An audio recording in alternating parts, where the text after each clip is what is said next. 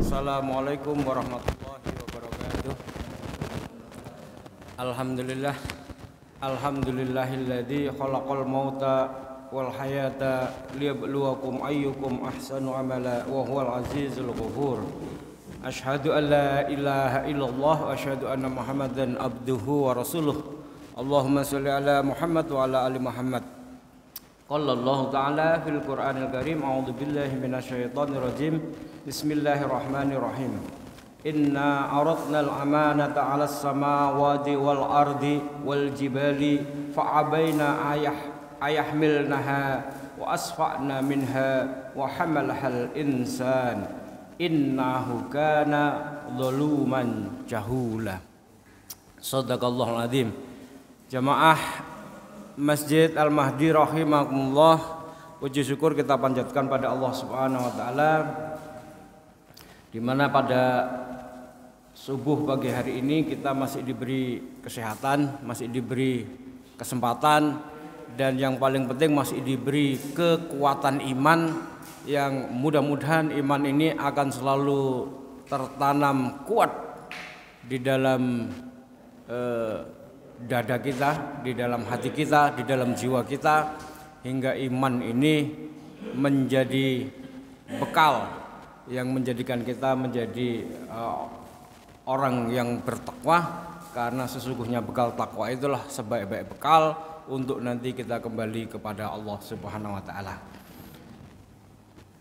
Salawat dan salam semoga selalu tercurah kepada Nabi besar Muhammad sallallahu alaihi wasallam beserta keluarga, sahabat dan pengikutnya hingga akhir zaman. Jamaah Masjid Al-Mahdi rahimakumullah, sebenarnya kemarin saya harusnya ngisi, tapi karena saya juga mendadak tiba-tiba harus hadir dalam acara lanjutan. Jadi sebelumnya saya hadir di Tawangmangu bersama ACT dan yang lain, tim IT dari kampung IT di Solo, namanya Ustadz Junaidi Alfan, itu berhasil menciptakan sebuah search engine seperti Google. Isinya itu lebih lengkap dari Google, karena di situ ada Al-Maktabah Al-Kubro, Al-Maktabah As-Samilah, yang berisi ribuan kitab, termasuk ribuan judul-judul kitab lengkap, termasuk hadis-hadis. Semua hadis itu lengkap, bisa di search gitu, lengkap, dan dikerjasamakan dengan saya untuk bisa dipakai nanti di environment internet yang sedang kita kembangkan secara nasional ya. Lalu kemudian tiba-tiba tadi sore harus ada pertemuan lanjutan di Pacet, makanya saya mendadak nggak bisa mengisi, dan alhamdulillah bisa digantikan ya Ustadz Faris ya. Iya, alhamdulillah. Iya, alhamdulillah. Nah, saya pagi ini mau melanjutkan sebenarnya materi tentang sejarah manusia. Sejarah manusia, saya kira saya ingin mereview apa yang sudah saya sampaikan kemarin, agar begini, kita memang harus mengembalikan konsep tentang manusia ini menurut Al-Quran ini harus lurus ya, karena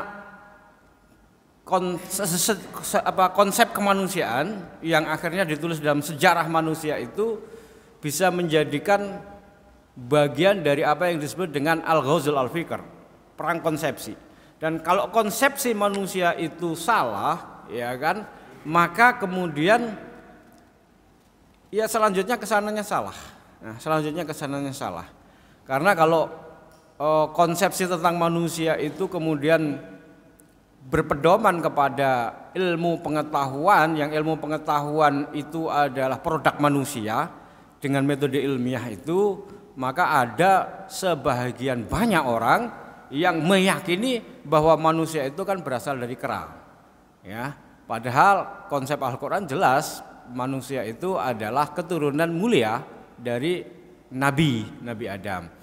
Nah, kalau kemudian nanti konsep manusia berasal dari kera itu diyakini ya, karena dia menjadi sebuah standar ilmiah yang diajarkan, maka manusia itu konsepsinya adalah binatang berakal. Binatang ya, jadi manusia itu seperti binatang yang berakal. Nah, kalau manusia itu seperti binatang yang berakal, nah itu nanti seperti Al-Qur'an mengatakan kal an'am balhum adol, ya. Maka manusia itu nanti seperti binatang ternak, bahkan lebih rendah. Iya kan? Ini konsepsi iblis itu memang dimasukkan sedemikian rupa sehingga kemudian memang manusia itu akhirnya berpikir hidup itu seperti binatang yang berakal, maka hidupnya adalah bagaimana memenuhi kebutuhan-kebutuhan basic instingnya binatang, yaitu makan, minum, seks. Ya udah, nanti hidupnya hanya untuk memenuhi itu. Padahal yang lebih penting dari manusia itu bukan itunya, tapi jiwanya kan. Yang penting dari manusia itu jiwanya. Nah, itu dia. Jadi memang hal ini saya ketika membahas sejarah manusia ini, saya ingin mereview kembali dari situ supaya ini menjadi perbincangan kita, menjadi basic pikiran kita, dasar pemikiran kita tentang konsepsi manusia, dan ini menjadi diskusi kita dengan anak-anak, dengan keluarga dalam berbagai kesempatan gitu ya.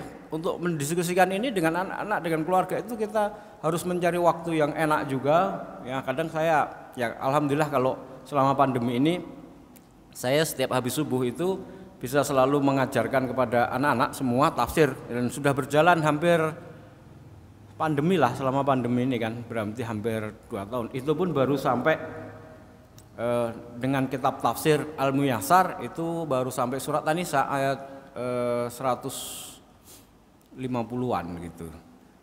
Atau kadang-kadang kita juga harus melakukan perjalanan jauh, wisata. Nah, itu bisa kita ngobrol-ngobrolin hal-hal yang seperti ini. Jadi konsepsi dasar tentang manusia itu memang harus kita luruskan supaya kemudian jangan sampai kemudian kita terjebak pada konsepsi iblis, yang konsepsi iblis itu memang sudah menjadi janji iblis. Ya.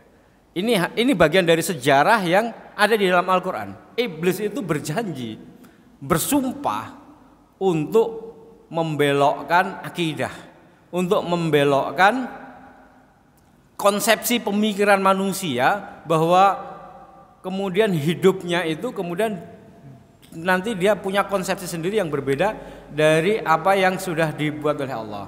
Nah, itu nanti di dalam sejarah. Nah, penulisan sejarah itu bagian dari sebuah perang konsepsi. Penulisan sejarah itu bagian dari pembelokan. Makanya kemudian sejarah itu penulisannya akan sangat bergantung kepada konsepsi dasar orang itu, konsepsi dasar manusia itu. Nah, apalagi yang kita bicarakan itu sejarah manusia, yang di Al-Qur'an itu, ya, sejarah manusia itu dimulai, ditulis, diceritakan sangat jauh, dan itu tidak mungkin ditulis dan tidak mungkin diceritakan oleh manusia. Kenapa? Di dalam Al-Qur'an sejarah manusia itu diceritakan bahkan sejak bumi ini belum diciptakan. Bahkan sebelum alam raya ini belum diciptakan, Allah itu sudah menceritakan tentang konsep sejarah manusia. Ya, yang saya baca ini tadi itu di dalam surat Al-Ahzab 72, inna aradnal amanata 'alas samawati wal ardi, ya, wal jibali. Ya, sesungguhnya Allah itu pernah menawarkan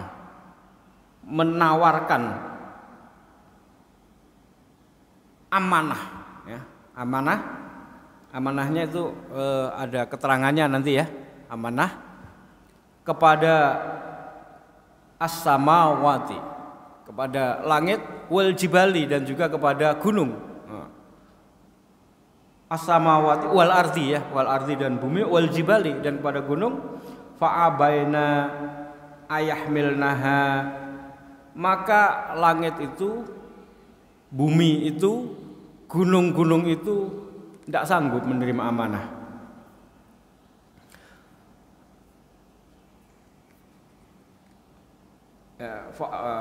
Yahmilnaha wa asfa'na minha wa hamalahal insan. Dan ketika amanah itu ditawarkan kepada manusia, manusia itu menerimanya. Nah, peristiwa ini tentu saja diceritakan oleh Allah. Ya ini sebuah peristiwa yang pernah terjadi, ya kan? Dan kemudian ditulis di dalam Al-Qur'an, ya kita bisa mencatatnya sebagai sebuah sejarah. Dan sejarah ini pasti manusia nggak akan bisa menulisnya. Wong peristiwanya terjadi ketika manusia belum ada, ya kan? Bahkan langit ini belum diciptakan, alam semesta ini belum diciptakan. Nah, ketika alam semesta ini belum diciptakan, semuanya masih berada di alam azali, masih berada di ya ini peristiwanya tentu di alam azali ketika masih belum diciptakan alam semesta. Lalu Allah memberikan informasi ini kepada manusia melalui Al-Qur'an. Nah, ini ilmu, ya, ilmu dan ilmu ini datangnya dari Allah. Betul, informasi ini sudah benar. Nah, kalau kayak begini mau dicek dengan metode ilmiah, gimana ngeceknya? Iya enggak? Gimana ngeceknya? Peristiwanya terjadi ketika alam semesta belum diciptakan. Masih mungkin dalam bahasa kita ini masih direncanakan. Lalu kemudian ruh alam azali itu, ruh langit, ruh gunung, ruh bumi, ruh manusia gitu ya. Enggak tahu bahasanya apa ya. Nah, tapi belum. Lalu Allah itu nanti peran-perannya itu mau nanti bagaimana? Itu ditawarkan amanah, ya, ditawarkan kepada as-samawat, kepada wal ard, kepada bumi, wal jibali, ya. Mereka nggak sanggup menerima amanah itu. Wa asfa'na minha wa hamalahal insan, dan ketika ditawarkan kepada manusia menerima. Lalu Allah mengatakan apa? Innahu kana zaluman, ya, innahu kana zaluman jahula. Sesungguhnya, ya, manusia ini benar-benar bodoh. Ini kata Quran ya. Innahu kana, sesungguhnya manusia itu zalim, menzalimi dirinya sendiri dan bodoh. Mengapa menerima amanah itu gitu loh? Ini sejarah. Yang sejarah ini nggak mungkin akan ditulis oleh manusia. Peristiwanya terjadi ketika manusia itu belum ada. Nah, ini yang kemudian menjadi bagian dari konsepsi ketika kita memahami manusia. Oh, jadi informasi yang datangnya dari Allah, manusia ini memang menerima sebuah amanah, yang amanah itu sangat berat. Saking beratnya amanah itu, yang namanya langit, bumi dan gunung nggak sanggup, tapi manusia menerima, ya kan? Manusia menerima. Makanya Allah mengatakan innahu kana zaluman jahula. Nah, iya, makanya memang di dalam diri manusia itu sejak awal ada sifat zalim dan sifat bodoh. Zalim itu apa? Menganiaya diri sendiri. Lah iya, menerima amanah yang berat kan menganiaya diri sendiri. Dan bodohnya di mana? Bodohnya itu nanti ada di dalam surat Asy-Syam, ya. Dan bahkan Allah ingin mengatakan sifat itu ada di dalam manusia. Itu Allah bersumpah dengan banyak sekali sumpah di dalam surat Asy-Syam, ya. Nah. A'udzubillahi minasyaitonirrajim. Bismillahirrahmanirrahim.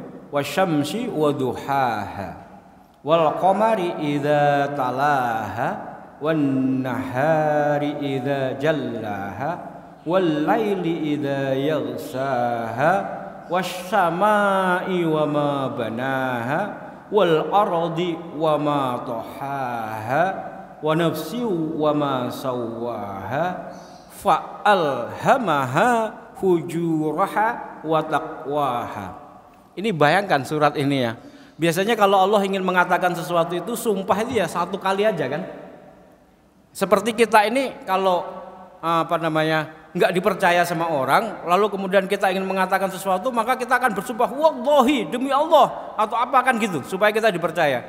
Ini Allah ya, biasanya kalau ingin menginformasikan sesuatu itu sangat penting agar kita mendapatkan perhatian, itu bersumpah dengan satu sumpah saja ya. Apa misalnya wadduha kan gitu, atau apa namanya, apa lagi ya, wattini wazzaitun waturisin. Ini bayangin di surat ini ya, surat ini untuk menjelaskan kebodohan, kezaliman dan kebodohan manusia itu ya, bahwa itu ada di dalam diri manusia. Itu kemudian Allah itu mengatakan demi matahari dan cahayanya di pagi hari ya, dan demi bulan apabila mengiringinya, dan siang apabila menampakkannya, dan malam apabila menutupinya, dan langit serta pembinaannya, dan bumi serta penghamparannya, dan jiwa serta penyempurnaannya tentang penciptaannya. Maka fa'alhamaha, maka sesungguhnya di dalam jiwa manusia itu ada fujur dan takwa. Nah, sifat fujur itu tadi yang disebut di dalam surat Al-Ahzab itu zuluman jahula. Nah, jadi tapi kemudian Allah mengatakan memang manusia itu ada sifat zalim dan jahul. Tapi Allah juga mengilhamkan kepada dia ada potensi takwa. Nah, potensi takwa inilah yang kemudian dia nanti menjadi selamat dan dia bisa memegang amanah itu. Amanah itu apa? Amanah itu adalah agama al-Islam itu menegakkan kalimat Allah. Nah, itu amanahnya itu. Di dalam tafsir coba cari aja surat Al-Ahzab 72 itu yang dimaksud amanah adalah apa? Amanah menegakkan syariat Islam, agama Islam, tauhid ya, ketauhidan itu. Itu memang amanah yang berat. Makanya di dalam banyak hadis itu ketika ya bumi ini ada ruhnya, hidup ya, semua yang diciptakan Allah itu hidup, tahu. Nah, itu bumi itu selalu bertasbih karena apa? Subhanallah, subhanallah, subhanallah, karena melihat manusia itu berperilaku yang membawa kepada mereka itu kepada neraka. Kamu itu dulu aku aja nggak mau nerima, kamu terima. Lalu kalian berlaku seperti itu, dia menyaksikan gitu. Nah, ini bagian dari sebuah konsep manusia yang sejak awal kita mesti memahami bahwa ketika alam semesta ini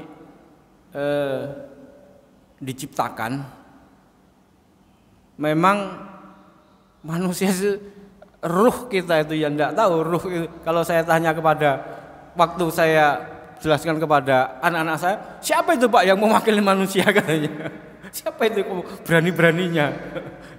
Ya, pertanyaan seperti itu adalah pertanyaan yang wajar dan memang kita harus menjelaskan, dan ini ada di dalam Al-Quran gitu loh, ada di dalam Al-Quran, dan informasi ini benar datangnya dari Allah. Ya kita semua ketika masih ada di dalam ruh itu, kita semua yang berasal dari dalam ruh. Makanya ketika kemudian Allah itu melahirkan manusia, diingatkan alastu birabbikum qalu bala syahidna. Nah, lalu kemudian sejarah manusia itu mulai berlangsung ya, dari surat Al-Baqarah itu ayat 30. Aduh, bunyinya apa ya? Surat Al-Baqarah 30. Lupa saya.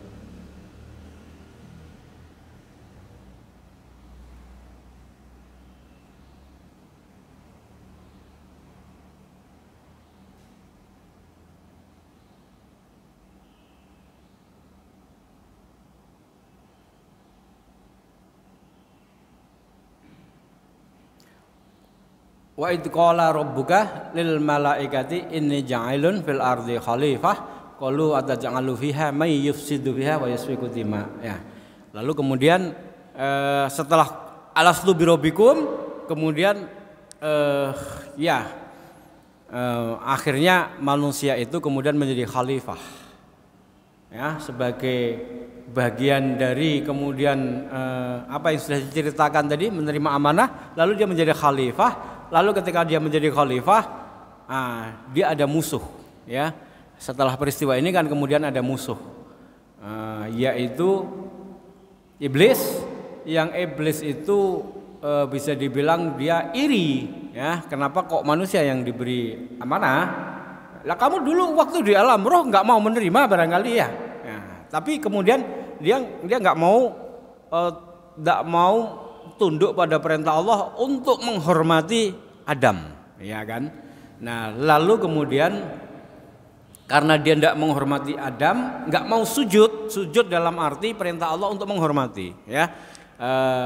Lalu kemudian ya dia dimasukkan ke dalam neraka, tapi dia minta kepada Allah satu permintaan. Permintaannya adalah beri tangguh saya sampai kiamat untuk saya hidup. Untuk apa? Untuk saya menggoda anak Adam. Untuk saya menggoda anak Adam. Dia bersumpah menggoda anak Adam, anak turun Adam. Untuk apa? Untuk menjadi kawan dia di neraka. Betul kan ya? Ini konsepsi dasar sejarah manusia yang nggak mungkin ditulis di dalam sejarah. Informasi ini hanya kita dapatkan di dalam Al-Quran, dan kita sudah meyakini keimanan kita bahwa Al-Quran ini adalah benar. Ya.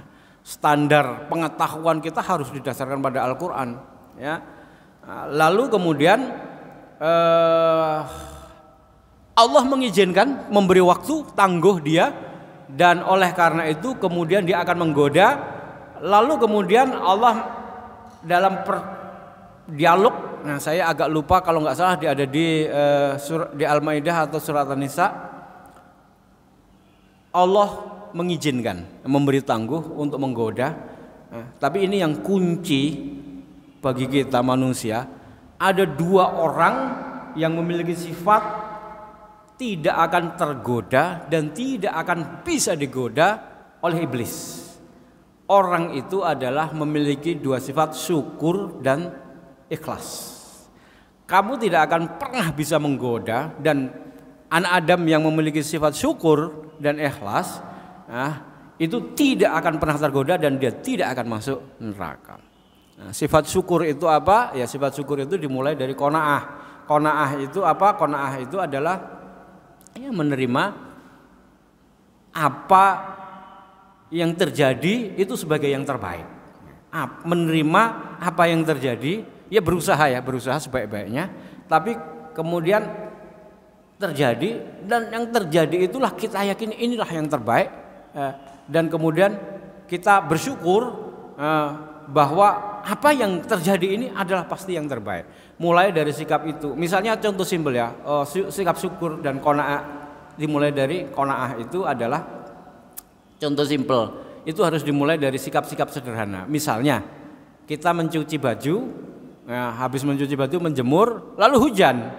Nah, orang yang punya sikap qanaah dan syukur itu mengatakan tetap bersyukur karena turun hujan, bukan misuh-misuh bajune wes dicuci, dijemur, wes sampai kering kudanan. Atau kita mencuci mobil, di tempat pencucian mobil bayarnya mahal, keluar dari situ hujan, lalu misuh-misuh. Nah, tapi kita tetap mensyukuri bahwa hujan ini adalah rezeki dari Allah. Nah, sikap-sikap yang seperti itu mulai dari sikap syukur, dan itu adalah mulai dari sikap qanaah. Apa yang terjadi kita berusaha, yang terjadi itu kita yakini adalah yang terbaik, karena Allah paling tahu bahwa keputusan yang kemudian terjadi itu yang terbaik buat kita, dan kemudian kita menerimanya sebagai yang terbaik karena Allah yang lebih tahu walaupun pahit. Itulah hidup manusia. Nah, begitu. Lalu yang kedua sifat ikhlas. Nah, ikhlas inilah konsepsinya banyak juga dibelokkan, sehingga kemudian orang menganggap ikhlas itu seolah-olah sepi ing pamrih rame ing gawe. Nah, itu kalimatnya itu. Jadi berbuat tanpa pamrih itulah ikhlas. Nah, itu keliru. Padahal ikhlas itu adalah berbuat dengan pamrih hanya satu, yaitu karena Allah. Di dalam surat Al-Ikhlas itu nanti kul huwallahu ahad, Allahus samad, lam yalid walam yulad walam yakul lahu kufuwan ahad, itu sebenarnya konsepsi ikhlas, bahwa apapun yang kita kerjakan itu hanya karena Allah. Ono pamrih, lah nek berbuat sesuatu gak ono pamrih, terus ya opo? Iya kan? Harus ada pamrihnya.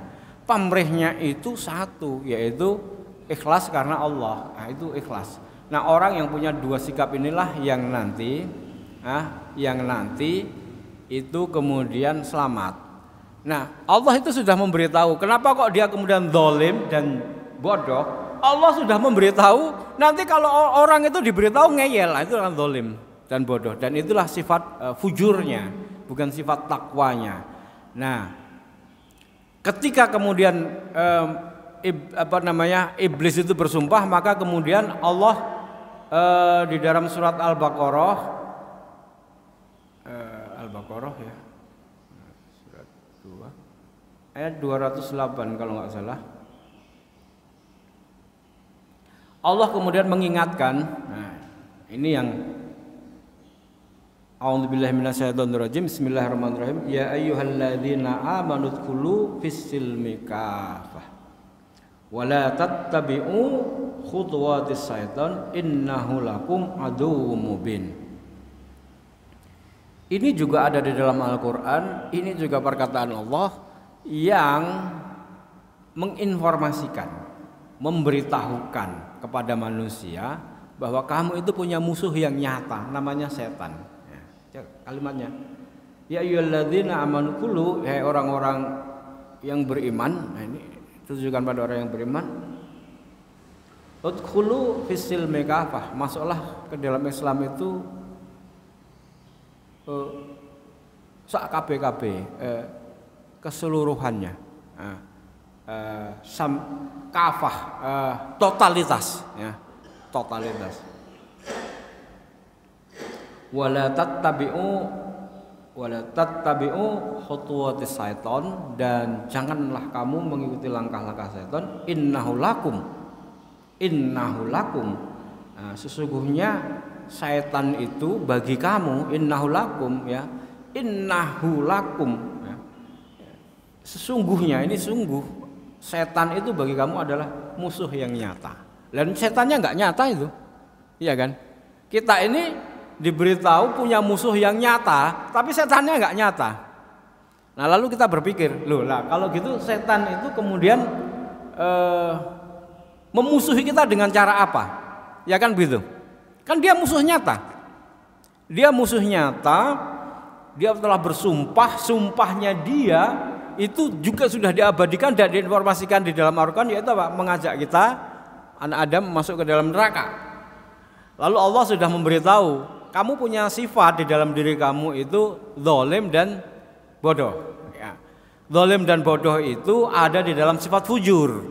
Nah, supaya kamu bisa menghindari sifat fujur itu, maka ada potensi takwa sama. Nah, potensi takwa itulah yang kamu harus jaga, dan itu caranya adalah jangan kau ikuti langkah-langkah setan. Nah, langkah setan itu apa? Langkah setan itu nanti, ya, ini kemudian dia akan berkonspirasi. Nah, kalimat konspirasi ini saya kasih tanda kutip. Kenapa? Karena ini nanti akan menjadi bagian dari sejarah, penulisan sejarah yang membingungkan, ya. Bersekongkol gitu sajalah gampangannya dengan orang-orang yang berhasil digoda, yang potensi fujur, zalim dan bodohnya itu kemudian dikembangkan. Lalu dengan sifat zalim dan bodohnya itu dia merasa pintar. Dengan sifat zalim, ya, dan bodohnya itu dia merasa pintar, dan kemudian ketika diberi informasi yang kamu ini tersesat, ya, kamu ini tersesat, dia nggak mau, ya. Lalu kemudian orang-orang itulah yang akhirnya menjadi orang-orang kafir, menjadi orang-orang munafik, ya, orang-orang fasik yang, ya, kategorinya dia orang kafir. Lalu orang kafir ini akan menjadi musuh yang nyata yang kemudian kita hadapi. Kalau setan musuh nyata, tapi nggak kelihatan. Lalu setan itu bersekongkol, ya, kepada orang-orang kafir. Nah, orang kafir itulah yang kelihatan di depan mata kita. Ada di dalam surat An-Nisa. Sebentar, saya juga agak lupa surat An-Nisa. An-Nisa. Kalau nggak salah 101 atau 111 ya. Sebentar saya carikan ya.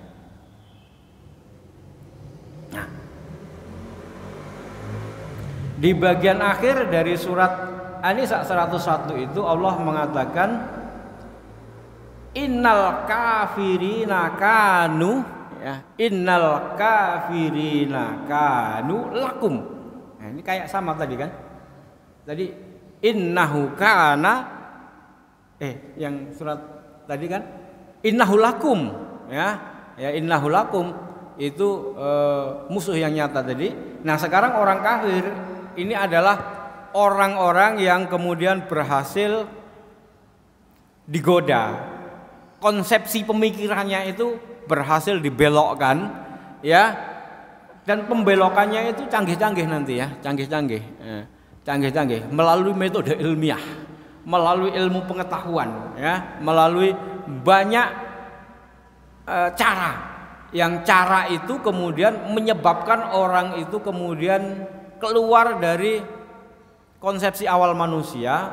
Dia lupa bahwa memegang amanah tadi, lalu kemudian dia menjadi orang kafir. Nah, macam-macam kafirnya nanti, ya. Lalu kemudian orang kafir itu innal kafirina, ya, bagian akhir tadi, ya, innal kafirina lah kanu lakum, ya, aduwwum mubin, ya. Sesungguhnya orang-orang kafir itu adalah musuh yang nyata bagimu. Nah, jadi jelas.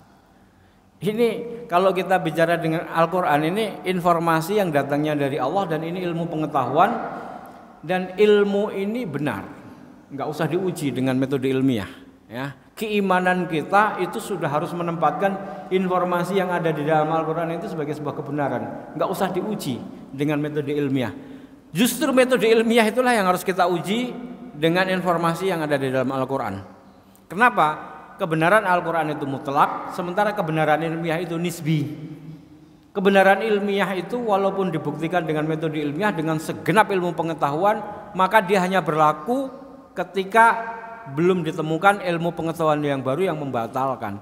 Jadi banyak sebenarnya di dalam pengetahuan, ilmu pengetahuan yang berasal dari metode ilmiah itu akhirnya batal karena ditemukannya metode yang baru atau ditemukannya bukti-bukti baru. Itu banyak. Jadi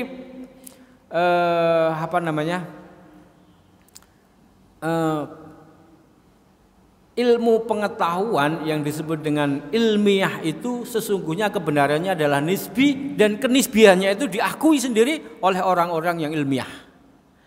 Kenapa? Karena nanti begitu ditemukan fakta baru, temuan baru yang lebih ilmiah, ya, menurut mereka, maka batal. Nah, contoh yang simpel, ya, kita mengenal tata surya itu kan ada 9. Yang paling keluar itu dulu kita mengenal waktu kita masih sekolah Pluto, betul nggak? Pak Nas, Pluto itu masih menjadi planet atau enggak? Sudah enggak kan? Ya, sekarang batal itu. Pluto itu bukan planet lagi, betul kan? Iya, itu batal kan? Ilmiah kan itu. Dan banyak lagi itu, banyak sekali. Nah, banyak sekali yang begitu itu. Nah, jadi metode ilmiah itu bukan kebenaran yang mutlak, dia kebenaran nisbi. Kebenaran mutlak itu ada di dalam Al-Quran. Nah, Al-Quran itu ilmu yang datangnya dari Allah. Makanya orang yang memahami Al-Quran, yang mengerti Al-Quran, memiliki ilmu Al-Quran, itu disebut orang alim. Nah, orang alim yang banyak disebut ulama, ya enggak? Yang ulama itu adalah orang yang memiliki ilmu. Nah, ilmu di dalam Al-Quran itu bukan hanya ilmu, ini termasuk ilmu pengetahuan, ya. Kita banyak ketika zaman kekhilafahan Islam, kejayaan Islam, namanya ulama-ulama itu ya ahli fisika, ahli matematika, Ibnu Rus, Ibnu Sina, macam-macam. Itu adalah asal usulnya dia memahami Al-Quran, dan dari inspirasi yang berasal dari Al-Quran dia melakukan penelitian, lalu timbullah ilmu pengetahuan. Yang ilmu pengetahuan itu semakin dia berilmu, maka semakin kemudian dia menjadi ulil albab. Nah, ulil albab inilah orang-orang yang kemudian mampu memahami fenomena alam, dan semakin dia mengerti tentang fenomena alam, dia semakin takut kepada Allah, ya. Itu dia orang yang disebut dengan cendekiawan, ilmuwan, ulil albab, ya. Semakin dia memahami fenomena alam, maka kemudian dia semakin takut kepada Allah. Kenapa? Dia akan mengatakan sungguh yang diciptakan oleh Allah itu tidak ada sia-sianya, enggak ada sia-sianya. Subhana rabbana ma khalaqta hadza batila subhanaka faqina adzabannar. Ya enggak. Itu dia. Nah, lalu kemudian muncullah ilmu pengetahuan dengan metode ilmiah ya, yang kemudian memisahkan antara ketauhidan dengan metode ilmiah. Nah, metode ilmiah inilah yang kemudian dimasuki oleh iblis. Ya, lalu kemudian memasukkanlah teori-teori ilmu pengetahuan, yang ilmu pengetahuan itu kemudian bertentangan dengan apa yang ada di dalam Al-Qur'an, dan itu kemudian berkembang menjadi sebuah ideologi, menjadi sebuah mazhab hidup yang besar. Nah, contoh ini saya agak kaget juga dengan anak saya. Anak saya itu yang nomor 1 itu nggak pernah baca buku. Saya suruh baca buku, nggak mau gini. Tapi tiba-tiba dalam perjalanan dengan saya gitu ya, setelah dia mahasiswa semester 7 gitu, kemudian dia tanya, "Pak, Bapak punya buku Das Kapital?" Kaget saya. "Hah? Kamu tanya buku Das Kapital? Teko ngendi awakmu buku Das Kapital?" Saya bilang. Ya, saya kok, Pak, saya punya temanku SMA itu kuliah di filsafat UGM. Dia cerita tentang Das Kapital. Wah, mati aku. Kamu ngerti apa itu Das Kapital? Saya bilang. Tahu nggak? Wih, gawat ini, saya bilang gitu. Wah, ini harus cerita panjang lebar tentang mulai dari ini tadi tuh. Kalau mau menjelaskan pada dia, ketika dia sudah bertanya begitu, itu kita harus mulai menjelaskannya itu mulai dari ini tadi. Kalau nggak akan paham. Entah lo nggak akan paham. Nggak akan paham, ya. Kemudian kamu ngerti sih Das Kapital itu apa? Saya bilang. Das Kapital itu buku yang ditulis oleh Karl Marx, ya, untuk membuat antitesa terhadap buku yang dibuat oleh Adam Smith. Saya bilang, kamu ngerti nggak kapitalisme? Nggak ngerti. Waduh, gawat kamu. Iya kan? Jadi, nanti itu anak-anak kita, ya, suatu saat dia akan mengalami diskusi-diskusi yang kemudian kita bisa kaget dan kita bisa nggak ngerti kalau kita nggak paham tentang konsepsi dasar itu. Dan konsepsi dasar itu nggak perlu kemudian kita paham jauh-jauh, itu kita pegang saja, insya Allah kita selamat. Saya ingin menceritakan, saya ini kan ilmu agamanya juga nggak tinggi-tinggi, nggak ngerti bahasa Arab juga nggak ngerti ini, tapi saya meyakini sebuah dasar-dasar keimanan kita bahwa asyhadu alla ilaha illallah wa asyhadu anna Muhammadan abduhu wa rasuluh la nabiyya ba'dah. Tidak ada nabi selain. Nah, suatu saat nih saya ingin menceritakan sebuah peristiwa yang kemudian membuat yang satu menjadi kafir, yang satu kemudian alhamdulillah bertahan. Ya, suatu saat saya punya teman ini dia cukup cerdas, dia sekolah di IAIN di Ciputat. Dia lulusan pondok pesantren dan dia menjadi tokoh nasional dalam peristiwa SDSB, demo SDSB yang akhirnya SDSB dibatalkan. Dia ini komandannya, komandan demonya itu, ya, komandan demonya. Namanya sebentar ya. Namanya Rahman. Nah, saya sangat akrab dengan dia karena kemudian suatu saat saya membawa rombongan dari Surabaya, kemudian dia membawa rombongan dari Jakarta, kemudian kita gabung ya, Bandung, Jogja, Jakarta, membuat namanya pesantren wawasan nasional. Jadi saya akrab dengan dia. Nah, dia ini cukup cerdas dan bahkan ketika dia mahasiswa itu pun sudah panel menjadi narasumber bersama Cak Nur Kholis Majid, ya, pada waktu itu. Dan publik itu nggak ngerti apa yang diomongkan dia karena terlalu filosofis. Nah, Cak Nur ini menjelaskan apa yang dimaksud dengan Rahman gini-gini. Nah, saya akrab dengan dia karena di antara komunitas itu dialah yang paling alim, sholatnya juga bagus, tahajud dan lain sebagainya. Nah, suatu saat dia mengajak saya untuk bertemu dengan orang yang namanya Lia Aminuddin. Tahu ya, Lia Aminuddin. Nah, dia ini dikenalkan sebagai orang yang sebenarnya nggak ngerti agama, perangkai bunga, tapi tiba-tiba memiliki ilmu laduni katanya. Apa man ilmunya? Dia ini bisa tahu bahasa Arab. Jadi kalau saya baca Al-Quran gitu ya, bahasa Arab gitu, lalu dia bisa menjelaskan, menerjemahkannya padahal dia nggak ngerti bahasa Arab. Saya tes katanya, semua dibolak-balik dari kanan ke kiri dia ngerti semua menjelaskannya. Dan itu benar katanya. Hah? Iya dah. Coba aku sih pengen ketemu gitu kan, ketemu ngobrol-ngobrol. Ya udah beberapa kali ketemu, suatu saat kemudian hanya bertemu bertiga saja, Lia Amunuddin, saya dan Rahman ini. Lalu kemudian dia bercerita asal usulnya kenapa dia mendapatkan ilmu itu dan memahami itu gitu ya. Lalu Lia Amunuddin itulah menjadi tokoh, berkenalan dengan tokoh-tokoh banyak karena kemampuannya itu. Nah, suatu saat setelah saya ngobrol bertiga di rumahnya dia itu lama sekali, kemudian dia bercerita bahwa dia sakit, lalu kemudian dia sholat malam, lalu kemudian dia sering pokoknya malam merenung gitu kan. Tiba-tiba dia didatangi oleh orang. Nah, lalu orang itu awalnya memberitahukan tentang obatnya dibikin-bikinan, kemudian dia turuti, lalu lama-lama dia datang lagi mengajarkan kepada dia tentang ilmu itu. Lalu dia kemudian bercerita dialah malaikat Jibril gitu. Wah, gawat ya aku. Dialah malaikat Jibril, dan kemudian Jibril mengajarkan kepada saya banyak pengetahuan itu. Ya kan gitu. Ya termasuk yang itu tadi. Aduh, gawat ini sebenarnya. Nah, kemudian habis itu saya ngobrol sama Rahman. Man, sepanjang pengetahuan saya yang enggak sepintar kamu ini, saya berani memastikan itu iblis. Oh enggak. Karena Jibril itu enggak akan pernah lagi turun ke muka bumi, enggak pernah lagi akan datang kepada manusia memberikan wahyu, mengajarkan. Karena dia hanya turun pada Nabi memberikan wahyu, dan Nabi terakhir itu Nabi Muhammad. Jadi enggak mungkin. Wah, kemudian dia bisa mencarikan hadis-hadis, dalil-dalil yang memungkinkan bahwa Jibril itu bisa turun lagi gitu loh kan ya. Yang akhirnya kemudian Mas Arif nanti ya, sebentar saya masih ngisi. Ya sebentar. Yang kemudian dari situ saya berpisah dengan dia.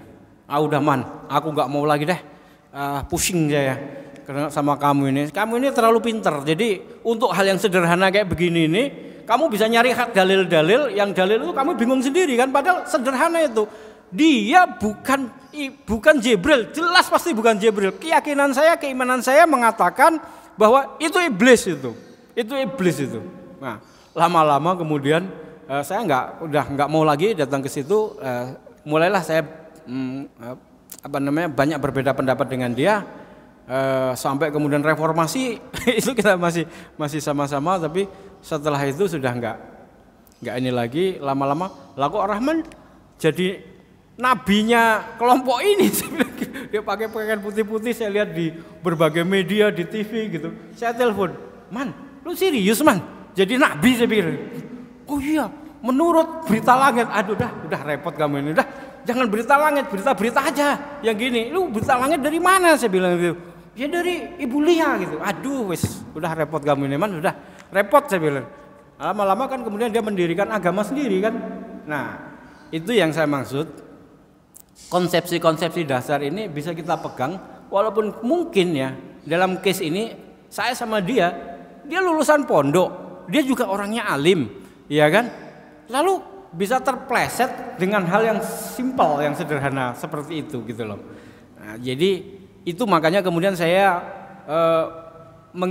mencoba untuk membongkar lagi tentang sejarah manusia, konsepsi dasar itu kita pegang. Karena suatu saat nanti kita akan berhadapan dengan anak-anak kita, yang anak-anak kita itu kan di sekolah kita nggak ngerti, ya kan? Apa saja yang dibaca, apa saja yang diajarkan, ya kan? Lalu dia percaya yang mana, ya kan? Percaya bahwa manusia itu berasal dari kera, atau percaya bahwa manusia itu keturunan mulia dari Nabi, ya? Lalu ke dalam pergaulannya tiba-tiba seperti anak saya, dia bertanya, Pak, Bapak tahu dan pernah baca buku Das Kapital? Itu saya sampai jenggirat saya. Wah, kamu tanya buku Das Kapital, dari mana kamu tahu Das Kapital itu kan gitu? Karena ini awal saya berpengalaman ya sebagai aktivis mahasiswa sejak zaman dulu bertemu dengan anak-anak yang kepleset dan kemudian masuk ke sana, itu diskusinya ke sana. Jadi saya kaget luar biasa. Wah, ini ini nggak bisa dibiarkan, ini harus saya ajak pergi, kemudian kita nginap di hotel, kemudian kita berhari-hari untuk berdiskusi. Saya bawa bukunya, saya ini harus nih, supaya kemudian jangan sampai kemudian dia paham itu apa das kapital, harus kita jelaskan ya. Lalu kamu ngerti tentang teori ketika kamu mau belajar das kapital, baca tentang das kapital ya, tentang Marx itu, kamu harus ngerti tentang filsafat materialisme. Kamu ngerti nggak filsafat materialisme? Kan gitu. Harus dari situ. Nah, diskusi-diskusi inilah makanya saya sampaikan di masjid ya, di forum-forum kita itu agar konsepsi dasar manusia itu kita pahami secara standar dan ya ini bisa kita jadikan diskusi.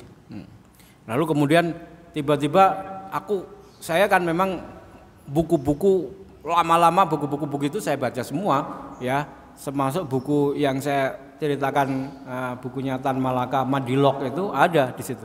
Lalu dia datang ke rumah situ, kemudian lihat-lihat buku itu, yang diambil adalah Madilog itu, materialisme dialektika. Tak biarkan aja. Kemudian ya bacaan gitu. Kamu paham baca? Gak mudeng. Ya gak mudeng kamu baca Madilog, materialisme dialektika dan logika itu. Tapi kalau kamu baca terus, kamu nggak konsultasi, kamu bisa tersesat itu. Karena itu buku bacaan wajib anak-anak kiri, anak-anak yang kemudian menjadi kiri, komunis dan sebagainya, itu bukunya wajib. Lah kok bapak baca? Ya bapak baca, ya bapak mengerti. Memang untuk menghadapi mereka ya harus baca ini untuk ngerti. Lah kalau nggak ngerti kan nanti dia tanya, kamu pernah baca Madilog? Nggak pernah, nah, makanya kan gitu. Oh baca saya ngerti, saya paham, ayo kita diskusi, kan gitu. Nah seperti itu. Bukunya Pram ya saya baca. Jadi kalau kemudian dia konsepsi tentang bumi dan manusia, oh saya baca, saya ngerti bukunya Pram. Dia ceritakan tentang apa, saya ngerti. Ayo kita diskusi, kan gitu. Ya itu musuh-musuh aktivis dan anak-anak itu ya memang begitu. Nah ini masih panjang ceritanya ya. Yang intinya sebenarnya saya ingin mengatakan dan meluruskan konsepsi dasar itu harus kita pahami tentang manusia. Nah, nanti itu panjang ceritanya kepada sejarah, kepada diskusi-diskusi yang bersifat umum, filsafat, yang itu akan sampai kepada anak-anak kita ya. Yang bisa jadi kita terkaget-kaget juga ketika kemudian akhirnya dia bertemu dengan kawan yang kawannya ya pahamnya seperti itu, dan dia misalnya sekolahnya di filsafatnya, tentu dia punya wacana, dia punya bacaan, dia punya bahasa, dia punya retorika yang menarik, ya kan, menarik buat dia. Nah, dan kemudian dia terpengaruh. Nah, kalau kita nggak punya konsepsi dasar tentang itu, gimana kita meluruskannya? Bagaimana kemudian kita bisa mengajak dia berdiskusi? Nah, setidaknya apa yang saya sampaikan ini adalah bagian-bagian dari peristiwa-peristiwa di mana kemudian iblis itu memenuhi sumpahnya, memenuhi janjinya untuk menjadi musuh yang nyata dengan dia berkonspirasi, bersekongkol dengan manusia yang kemudian dengan sifat fujur, zalim dan jahilnya itu kemudian berhasil dijadikan sebagai konspirator. Nah kalau bicara konspirasi ini nanti kemudian akan banyak dibantah orang. Itu kan teori konspirasi. Memang Al-Quran mengenai teori konspirasi. Nah ini akan kita bahas di lain kesempatan ya. Diskusi-diskusi ilmiah atau pengetahuan umum seperti ini tuh wajib kita pahami, wajib kita mengerti, wajib kemudian kita setidaknya ya nggak apa-apa, nggak dalam-dalam nggak apa-apa. Tapi kalau prinsip pokoknya itu kita pegang, insya Allah selamat. Ya, saya pernah mengalaminya dan alhamdulillah saya selamat ya. Padahal banyak orang yang tersesat oleh peristiwa yang saya ceritakan itu tadi. Bukan hanya Rahman. Saya tahu banyak sekali. Dan itu orang-orang hebat. Jadi kalau suatu saat akan saya ceritakan tidak di forum gitu ya. Oke, saya kira itu saja yang bisa saya sampaikan sebagai pengisi pagi hari ini. Bila taufiq wal hidayah. Assalamualaikum warahmatullahi wabarakatuh.